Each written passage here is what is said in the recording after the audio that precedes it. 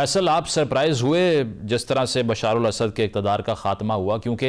Initially ये सोच रहे थे लोग कि 2011 में भी ऐसा रिबेलियन हुआ, उन्होंने क्रश कर दिया मिलिट्री माइट से, लेकिन इस मरतबा इतनी जल्दी लपेट दिया गया उनका इक़्तिदार, तो सरप्राइज किया इसने आपको? जी बिल्कुल पूरी दुनिया को सरप्राइज किया उन्होंने, और ये कोई भी इतनी जल्दी इमेजिन नहीं कर रहा था, और खास तौर पर ये कोई इमेजिन नहीं कर रहा था कि अपने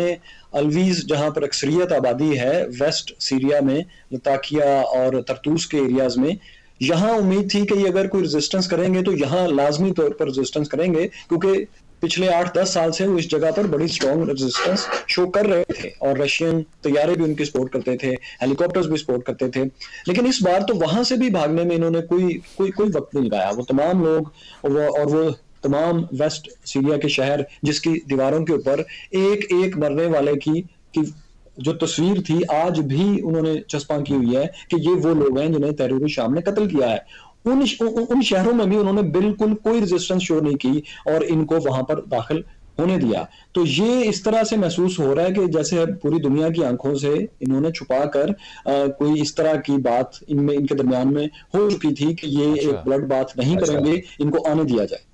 तो इसका फैसल कोई पैरेलल ड्रॉ कर सकते हैं जिस तरह से अफगानिस्तान का टेक ओवर था, क्योंकि उसमें तो चलें फिर कुछ 1-2 हफ्ते लग गए, लेकिन उससे पहले दोहा टॉक्स हुई, वो सब हुआ, अफगान आर्मी ने रेजिस्ट नहीं किया, तो ये वैसा ही केस है या इज इट डिफरेंट?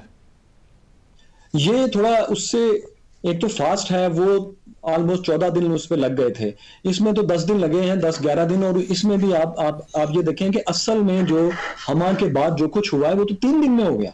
असल लड़ाई तो उसके बाद शुरू हो गई है ना, अलीपो पे इन्होंने कब्जा किया, उसके बाद ये जिस रफ्तार से आए हैं, बस जितनी रफ्तार से गाड़ी चलती है उस रफ्तार से ही आए हैं। अच्छा, अफगानिस्तान से थोड़ा सा मुख्तलिफ इसलिए है कि वहां एक पावर थी जिसने आके सारी चीज पर कब्जा कर लिया था, यहाँ एक पावर नहीं आई, सिर्फ एक जुलानी आपको नजर आ रहे हैं जो कि बेसिकली आप अगर उसको हमारे तलफ़ुज़ में कहें तो वो अल गोलानी है, जिनके दादा को इसराइल की जो गोलान हाइट्स उनके कब्जे में है, शाम की पहाड़ियां, वहां से इनको निकाला गया था। तो ये एक सल्फी हार्डलाइनर ग्रुप है जिसकी क़यादत में बाकी लोग आए हैं, और आप जोलानी के अगर इंटरव्यूज देखें तो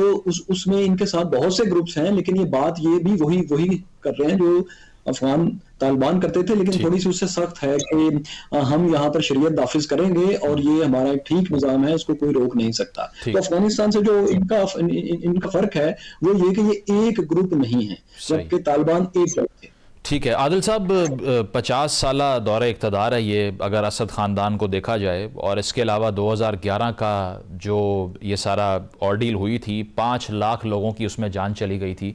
इसको रीसेंट हिस्ट्री में सबसे ब्लडी कॉन्फ्लिक्ट्स में से एक कहा जाता है, और फिर अचानक से 2 हफ्ते में ये सब रिवर्स हो जाना, इस सारी सूरत हाल में आपको लगता है कि रशिया और ईरान या हिजबुल्लाह जो अपने फ्रंट्स पर इतने इंगेज थे, ये भी एक बहुत बड़ा फैक्टर साबित हुआ असद रजीम के स्टैंड ना कर पाने का? शुक्रिया। जो आपका दूसरा हिस्सा सवाल का कि जो फैक्टर है रशिया का डिस्ट्रैक्टेड होने का, ईरान के डिस्ट्रैक्टेड होने का, वो यकीनन उसका जवाब है यस, वो एक बहुत बड़ा फैक्टर था, लेकिन मेरी गुजारिश ये होगी कि ये इतना अचानक था नहीं। मेरे ख्याल में इतनी कोई सरप्राइज भी नहीं थी। सरप्राइज का मतलब ये नहीं है कि मुझे पता था कि कल होने वाला है या किसी और को पता था कि कल होने वाला है, लेकिन सरप्राइज तो 2011 में थी जब नहीं हुआ। सरप्राइज तो पिछले 50 साल में थी कि इतना जबर, इतना अथॉरिटेरियन हुकूमत, इतनी अनपॉपुलर, कई मौके उसमें आए और वो फिर भी कायम रहे, उसके साथ आसपास उस जैसी जो दूसरी चीजें थी वो गिरती गई। So surprise in some ways वो थी। कहने का मकसद ये है कि ये इतना अचानक हादसा एकदम नहीं होता। पार्टली हमें इसलिए भी लगता है कि हम डिस्ट्रैक्टेड है ना,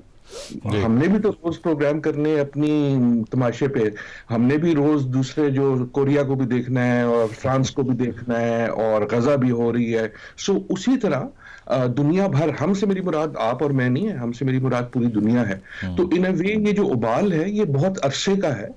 और उससे जो है जो की फैक्टर है वो वही है जो आपने भी जिक्र किया और फैसल भी बात कर रहे थे कि दिस इज नॉट जस्ट कि ये जो रेबल ग्रुप्स हैं ये बड़े मुस्तहकम हो गए एकदम, मसला ये है कि जो असद की रजीम थी वो बदस्तूर कमजोर से कमजोर होती रही, उसके जो एलाइज थे वो एक तरफ से डिस्ट्रैक्ट होते रहे, इतने वो एलाइज भी नहीं थे। असद जो है हमेशा उनके लिए उनकी एक मजबूरी थी इन अ वे, वो जो थे बिकॉज उनके पास कोई और ऑप्शन नहीं था, और अब वो ऑप्शन जो है बुरा सा बुरा होता रहा।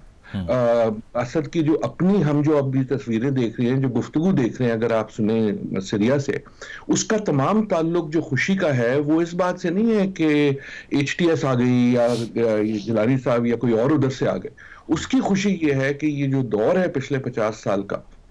और असद की जो रजीम है वो खत्म हुई, जो जेल्स में जो लोग बैठे हुए हैं, जो हम तस्वीरें वहां से देख रहे हैं, सो ये उसका उबाल है। और तारीख में ऐसे ही होता है। एक आखिरी गुजारिश मैं इसलिए ये कहना चाह रहा हूँ, ये नहीं कि ये गलत है सरप्राइज वाली बात, क्योंकि दुनिया हुई सरप्राइज, दुनिया नहीं सोच रही थी कि ये होगा, लेकिन इन एनालिसिस हमें सरप्राइज इसलिए नहीं होना चाहिए कि अब तो हम सीख चुके हैं कि जब भी ऐसा होता है तो जल्दी में होता है। देखिए, मैं सिर्फ तालिबान की अभी की बात नहीं कर रहा, जब अमेरिका गया, अगर आपको याद हो, जब तालिबान ओरिजिनली रूस के बाद आए तब भी वो यही सरप्राइज थी कि यार ये इतनी जल्दी कैसे आ गए।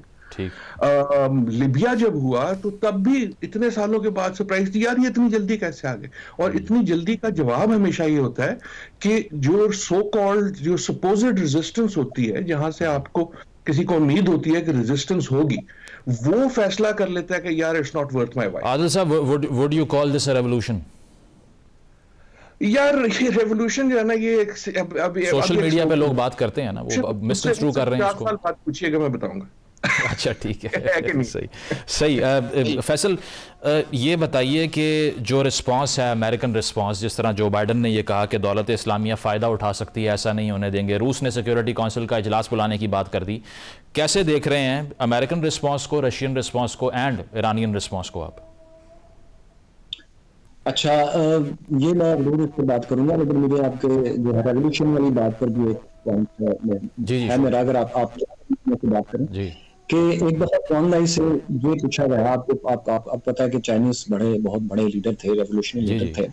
उनसे तकरीबन 200 साल जब इसको होने को आए फ्रेंच रेवोल्यूशन के, तो इसके बारे में उनसे एक सवाल हुआ कि आप क्या समझते हैं कि फ्रेंच रेवोल्यूशन कामयाब हो गया? तो उन्होंने कहा इतनी जल्दी मैं कैसे बता दूं, अभी तो सिर्फ 200 साल। बात यह है कि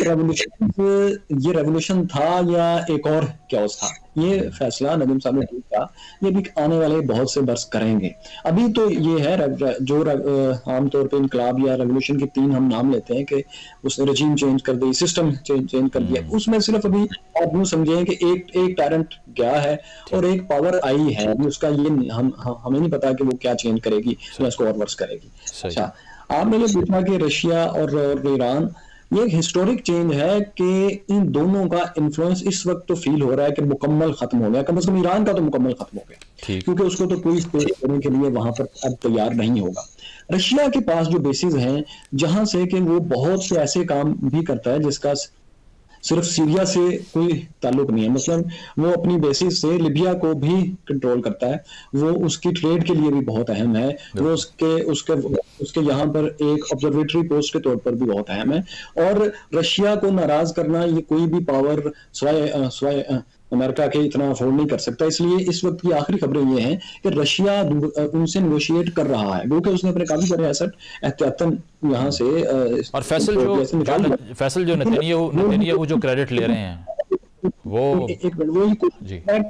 आने वाली जो भी पावर है मैं उसके साथ बार्गेन करके अपनी बेसिस बचा सकूं। जी ठीक, मैंने कहा नेतन्याहू जो क्रेडिट ले रहे हैं कि हमने चूंकि हिजबुल्लाह और ईरान को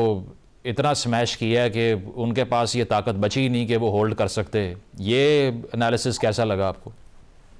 बिल्कुल ठीक है, इसमें कोई शक नहीं है। अगर वो इनको इन दोनों को इस तरीके से ना क्रश करता तो आप कैसे समझ सकते हैं कि वो ये काम कर सकता था। आप एक और बात भी देखें, जिस वक्त तहरीर शाम का और इनके साथ एलाइज ग्रुप का मार्च चल रहा था तो 45 जगहों पर शाम के अंदर अमेरिकन बेसिस जो वहां पर हैं उन्होंने अटैक किए हैं कि ये कहीं इस मौके से फायदा ना उठाएं। और जिस वक्त ये सब कुछ इनका तहरीर शाम का अटैक शुरू हुआ था उससे कुछ पहले से ही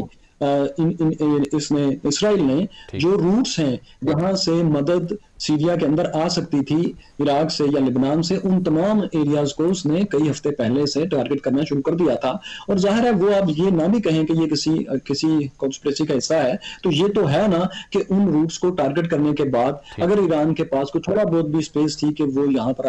अपने लोगों को भेज सके लेबनान से या फिर इराक से, तो वो खत्म हो गई। तो इसमें कोई शक नहीं कि इसमें इसराइल की बहुत कामयाबी है। एक और बात भी कि अभी जब जैसे ही ये सब कुछ होना शुरू हुआ तो इसराइल इस वक्त जितना एरिया गजा का है उससे ज्यादा एरिया पर शाम के अंदर गोलान हाइट से आगे की तरफ जो हाइट्स थी उनके ऊपर कब्जा कर चुका है और इससे ज्यादा आगे बढ़ रहा है।